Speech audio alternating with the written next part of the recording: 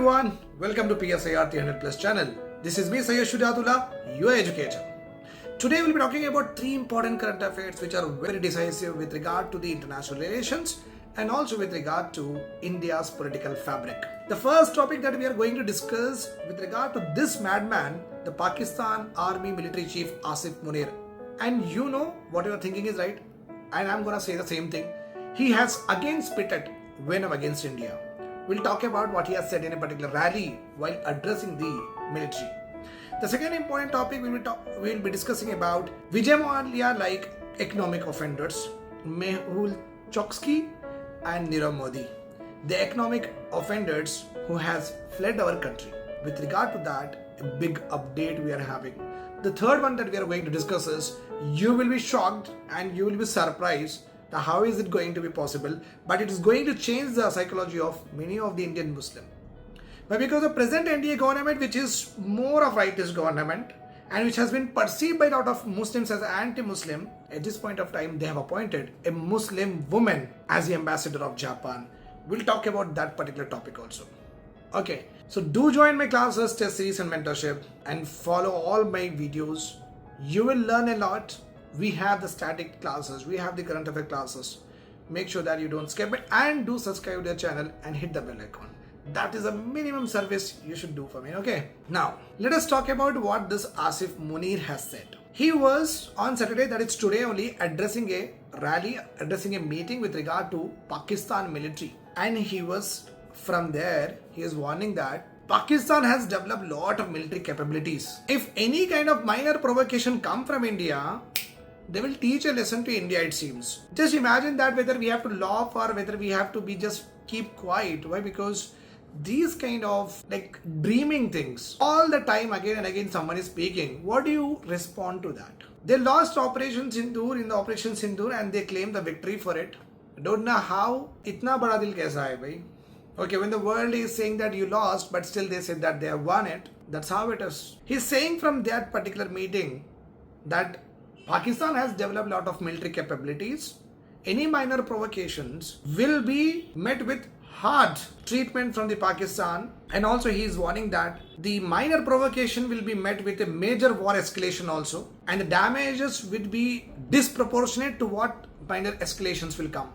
So basically, हम इतना करते तो इतना करते. That is what they are saying. But what he is saying from there, that is the first thing that he has said the moment he started this speech. The second important point, he said that डर गए भाई. Then he said that why to have a war when you are in a nuclearized environment? China के पास है, आपके पास है, हमारे पास है. Why to have a nuclearized war? Let us not indulge into war.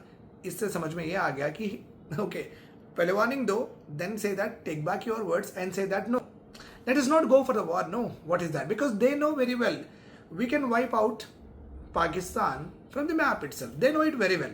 Okay, so barking is a very common thing. The third important point, whatever he said, no, that I really like it and I agree with it also. He's saying that Pakistan has balanced the diplomacy very well and it has now become a regional stabilizer, means पूरे Asia को ये stabilize कर रहे. That is what he said. And the facts are also talking it. He's saying that okay, China is developing Ghadar part, China is given us missiles and also the defense system during the Operation Sindoor. China हमारे से best है. Russia is an ally to us because Russia is investing in the steel power plants. That is also he's saying. Pakistan has made a pact with Saudi, a NATO-like pact. Okay, war with Pakistan will be considered as war with Saudis. War with Saudi will be considered as war with Pakistan. So दो भाई मिलके एक साथ लड़ेंगे India से, right? He said that is also there. Then he said that we are very thankful to the Mr. President of America, Donald Trump. He has done a very commendable job by stopping the war in Gaza. And also he has done a very commendable job to invest in what? Pakistan's rare earth elements, cyber security, right? So at this point of time, what I believe is that they are good with many of the countries at this point of time when compared to India. But the situation can change just like that, as we all know that what is happening with regard to Afghan. Both are Muslim countries. So भाईचारा कहाँ गया? Muslim solidarity buried now. Yeah, obviously buried. Basically what is happening in Pakistan and Afghanistan is very disturbing to even to Pakistan itself, because they never thought that Afghanistan can take so severe measures against them. Okay, occupying and killing the Pakistan military soldiers and taking over of their military tanks. They have never understood that Afghanistan can do it. Because Pakistan has to learn that Afghan people has been considered, the Afghanistan itself has been considered as a graveyard of the empires. So how can you stand a chance? They will fight till they die, till they are wiped out. No one has ever wiped out the Afghanistan till now. They have been there and still surviving. 30 to 40 years, 3 to 4 decades of fighting they have done, but still they are there in the country. Pakistan has to understand that you cannot fight a force which does not believe in losing. That is what the Afghanistan is all about. Okay, that is the first topic. The madman of Pakistan, Army Chief Asim Munir. The second important current affair that we are having with regard to economic offenders of our country, Mehul, Choksi and Nirav. Do you remember a statement given by the Rahul Gandhi, one of the public meeting? That statement was very disrespectful with regard to Modi community. The statement reads this way. You know that the contest is not to disrespect community. You know that very well. He did not mean for all Modi surnames, right? He was actually meaning for these two people, right or wrong? So what has happened? Because of that statement only, a defamation case was filed on him. He was about to lose his membership of the parliament and he was about to go for the 2 years of imprisonment. Thanks to Supreme Court, he was somehow relieved with regard to the defamation case. But the topic is not that one. Why we are talking about Mehul, Choksi and Nirav Modi? The answer is very simple. These guys have done a fraud to the tune of 13,000 crore rupees with respect to what Punjab National Bank. So Punjab National Bank से 13,000 crore का घोटाला करके ये लोग India छोड़ के भाग गए. First of all, they went to Antigua, Barbuda. There our CBI went and we are actually having talks with the government officials of Antigua and Barbuda saying that unko वापस भेज दो, which is called as extradition in our terminology. Somehow they understood that okay, Antigua and Barbuda, we cannot live here because it is not going to be safe for us. So they again fled toward Belgium. Now they are taking asylum in Belgium. Now here we are again, CBI officials of our country is collaborating and cooperating with Belgium police with regard to again their extradition from the Belgium to India. So cases are going on in Belgium and our representation of officials are there with regard to proving that he is guilty, please give us back. And we met a success, the diplomatic win that we have got. The Belgium lower court has signed an order that yes, these two should be sent to what? India. Obviously with the help of police people, they will board the train, our officials will be there, they will come here. Now the question here is, very important question. Now are they coming? No. Why? Because Belgium has also got a layers of hierarchy of judiciary. They have lost in the lower court, then they will go to court of appeal, then they'll go to court of secession, then they'll go to ministerial preferential review. Then if they lose in all these layers, then they will be sent back to India through the extradition treaty. We have the extradition treaty and we have an act to it in the year 1962. Extradition treaties are made with the government when one country's citizens have done any fraud and left to other countries. So उनको वापस लाने के लिए whatever the procedure, whatever the law is there, no, we call it as extradition. So it is basically done bilateral.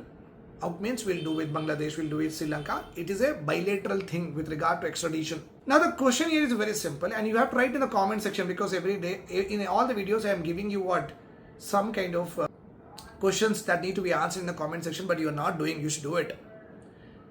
Because they are lengthy doesn't mean that you will not do it, because if they are lengthy also it is your duty as a person, you have to do it. Okay, getting my point here right. So here Bangladesh is also having extradition treaty with India.